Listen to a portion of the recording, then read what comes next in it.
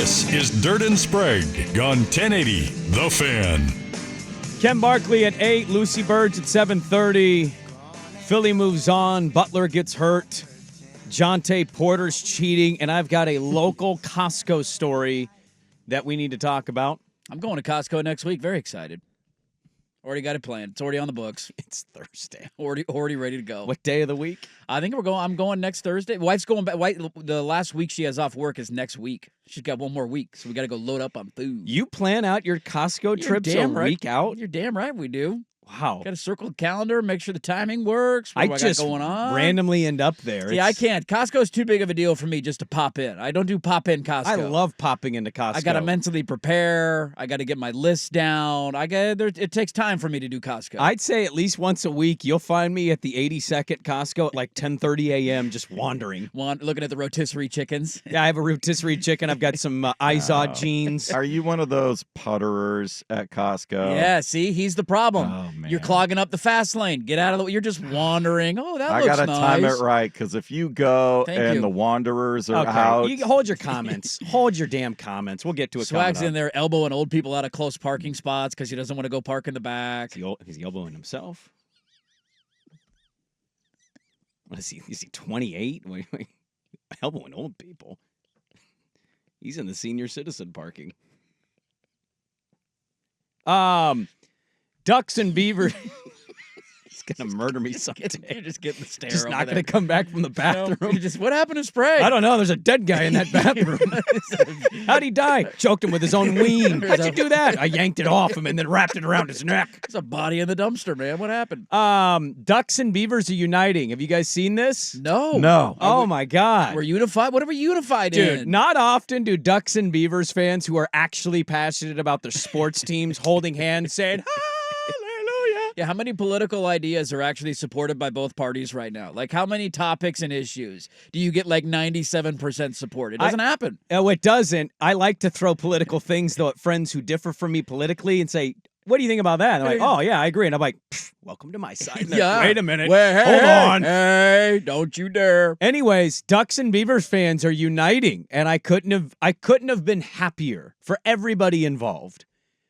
Oregon is finally getting their basketball court and the woods off of the damn court. Do we have a hallelujah drop somewhere? Oh, we got a hallelujah. It's somewhere in there. I know it is. Hallelujah drop in there somewhere. I think we've got the National Lampoon's one. I already have an idea for how they should repaint it.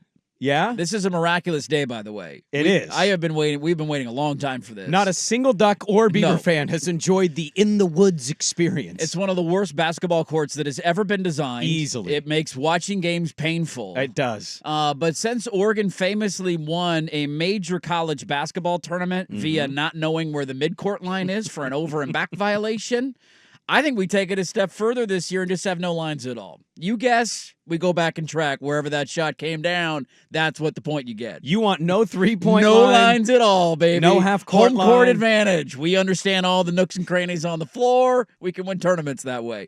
No, this was, thank you. There we go. This is a big deal. Oh, my God. Oregon does a lot of cool marketing things. This is akin to dressing up as Cal to play Washington, and we've had to live with it for 13 years. Oh, this is Robo-Duck to me. This is like, and they had it for 13 years. Yeah. Since the arena opened, they have not changed the floor. Finally, for the love of God, we've done it. It's the one thing, the only thing I think you'd find both fan bases saying, yeah, thank you. Thank you So for I'm getting rid of this. wondering if there was is there a backstory to this? Or is it I've not all I going saw, to the Big Ten and a bunch of Big Ten teams saw the court That's and actually said, a valid thing. that ain't playing here in the Big Ten? Purdue's like, I don't want our next Zach Edey doing that. Yeah. I hope it's not the Big Ten, because screw them. Why should they get to dictate what the floor is? Because you're the little brother in that conference. Hey, you not after we win it took next year, their lifeboat. bitch. You did take the lifeboat. Hey. We offered our own boat. We built that boat, okay? We rowed it to their bigger boat, all right?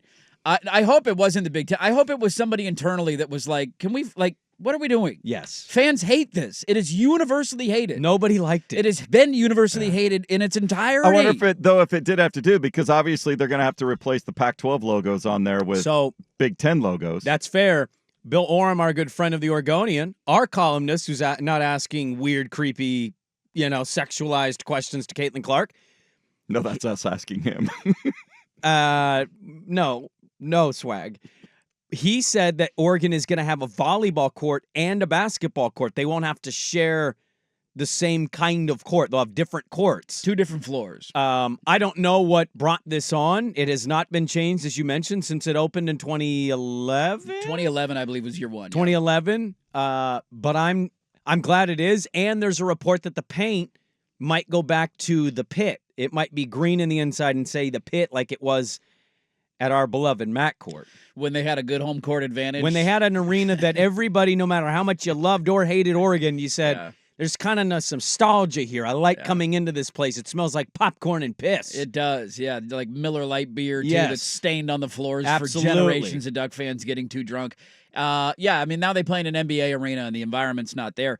It's one of those things that they have needed to revamp and revitalize. I would honestly say the same for Autzen, too. Like, what's wrong with Autzen? I mean, there's not, like, you don't need to rebuild the stadium. I'm not asking that. The Wi-Fi at the stadium is terrible. Oh. There's a lot of things that they could do to modernize it. Different bathroom routes, more bathroom opportunities, getting people back to their seats quicker. Like, there's a million things that they could do. They have space to add bathrooms in that venue? I think that they do. Really? I think, or at least, revamp them. So there's a more of a streamlined effort to get people in and out. But this is, like, there's a lot of game day stuff that the basketball program does not do very well. And I think it's one of the reasons that some people don't go down to games maybe as often. It's just not a good vibe. It's not good energy. And it's not all based on the floor, but it's a part of the problem. It's systemic. And so changing the floor, I hope, will lead to better crowds and more entertaining basketball games. Your Wi-Fi bathroom complaint at Autzen, do you look at the scoreboard and say, well, that's not going to get fixed for a while. They spent all the money on that scoreboard. Or the new indoor practice facility they're building. It's like, dude, can we just get a Wi-Fi? Can we get an internet router in this stadium? Before we do the new indoor facility, in which you already have an indoor facility, let's get Wi-Fi.